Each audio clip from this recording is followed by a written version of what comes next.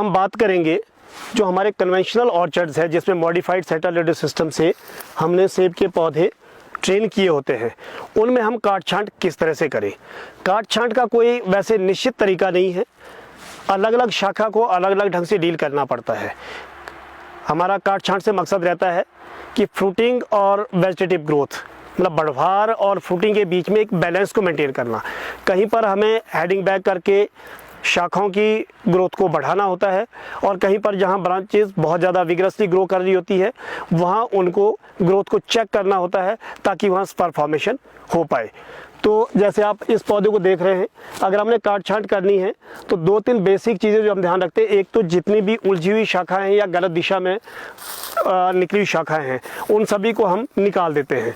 तो जैसे कोई भी एक ब्रांच पकड़ लेते हैं, इस ब्रांच को अगर हम पकड़ते हैं तो अंदर की तरफ को जो शाखाएं जा रही हैं, जो शाखा हुई है उनको हम पूरी तरह से निकाल देते हैं। ये शाखाएं हमको नहीं चाहिए होती है जो अंदर की तरफ को गई हैं, इनको हम निकाल देते हैं इस तरह से। अब आगे इस शाखा की तरफ को आते हैं अगर, तो आगे जहाँ पर भी 2 हमें मिल रहे हैं, 2 आपको नहीं रखने हैं, 1 आपको रखना है। अब बात आती है ये है, जैसे स्पज इसमें काफ़ी बने हैं पीछे लेकिन आगे ग्रोथ वीक है, तो हमको यहाँ ग्रोथ इसकी बढ़ानी है। वेजिटेटिव ग्रोथ और फ्रूटिंग के बीच बैलेंस का मतलब ये है कि पीछे फ्रूट यहाँ 4-5 पर यहाँ बने हैं, तो इसके लिए इतने पत्ते आगे होने चाहिए ताकि वो इसको फ्रूट सप्लाई कर पाए। तो यहाँ हमें ग्रोथ की और ज़रूरत है। तो ये 1/4 से लेकर आधे तक काटने की ज़रूरत पड़ती है। ग्रोथ कितनी है और कितनी ग्रोथ हमको चाहिए उस हिसाब किताब से। तो ये जैसे हमने काट दी है तो इसको छोड़ दिया हेड बैक करके। अब क्या होगा, इससे ग्रोथ और फास्ट आएगी। इसी तरह से ये इन सब जगहों पर यहाँ पर हेड बैक करने की ज़रूरत है। अंदर की साइड की ये शाखाएं निकाल देनी है। इस तरह से हम सारी ब्रांचेस को 1 बाय 1 पकड़ करके जहाँ जहाँ जैसी ज़रूरत है उसके हिसाब से इनको पूर्ण करते रहते हैं। अब इन सबको हेड बैक, और जब भी हम कट लगाते हैं ये आँख आपकी बाहर की तरफ को होनी चाहिए ताकि ग्रोथ अंदर की तरफ को न जाए। और हमेशा क्या होता है, जहाँ भी हमने कट लगाया है, जैसे यहाँ पे हमने कट लगा दिया है, आपको आमतौर पर तीसरी आँख पे ज़्यादा फोकस करना होता है। ये पहली आंख जो है कट के बाद की, ये सीधी उसी दिशा में जिस दिशा में ब्रांच पहले थी उसी दिशा में अपराइट ग्रो करती है। दूसरी वो लगभग 75-80 डिग्री के एंगल के साथ ग्रो करती है। थर्ड है जो काफ़ी हद तक ऐसे स्ट्रेट एंगल लेकर के आती है और जिस तरह की हमें ब्रांचेस वहाँ से चाहिए होती है। तो वो एक शाखा है जहाँ से, तो वो आंख आपकी थर्ड आई भी जो है मोर और लेस आउटवर्ड डायरेक्शन में होनी चाहिए। तो इस तरह से हम इनको ट्रेन करते चले जाते हैं भाई किस शाखा को निकालना है किसको। और जैसे अब इस तरह से 2 हैं तो हमको आउटर ब्रांच रखनी है ताकि पेड़ खुला रहे अंदर से, और इसको हेड बैक कर देना है। इस तरह से निकालते चले जाते हैं जो हमारी अंदर की शाखाएं हैं सारी। इस तरह से आप काट छांट कर सकते हैं।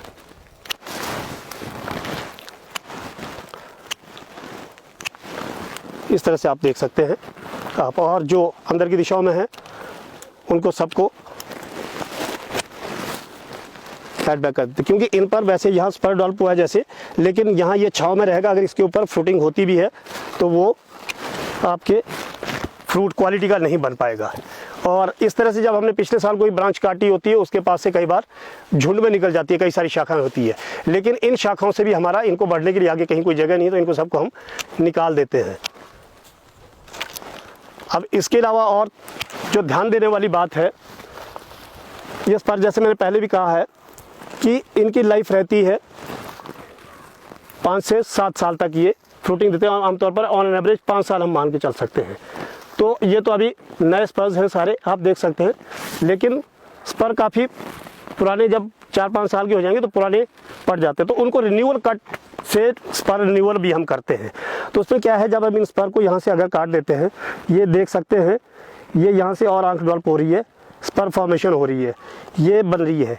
तो जब ये पुराने हो जाते हैं तो नए, अगर ये नई आंखें फूटनी शुरू हो, नए स्पर बने, तो स्पर रिन्यूअल यानी कि अब स्पर का आधा हिस्सा काट देते हैं। ऐसे अगर हम काटते हैं तो उसे और है स्पर बनते हैं, तो वो फ्रूटिंग एरिया उस ढंग से हम बढ़ा सकते हैं इस तरह से। और जो टूटे हुए हैं स्पर्स उनको इस तरह से काट करके रिन्यूअल हम कर सकते हैं। तो ये कुछ मुख्य बातें जिनका हमने ध्यान रखना होता है। इसी तरह से हर ब्रांच को हम ट्रेन करते चले जाते हैं, अंदर वाली शाखाएं निकाल करके बाहर वाली को कन्वेंशनल सिस्टम में, ताकि वेजिटेटिव ग्रोथ भी आपकी चलती रहे कंटिन्यूसली। और ये अंदर की सारी ब्रांचेस निकाल करके ऐसे काटते चले जाते हैं। हाँ, और हमें क्या है,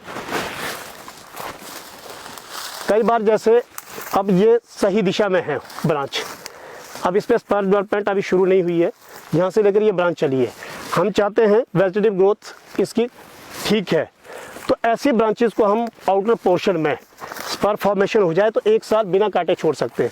इस बार जैसे हम इसको हेड बैक नहीं करेंगे, ऐसा छोड़ देंगे सही दिशा में, तो ये सारी स्पर से भर जाएगी।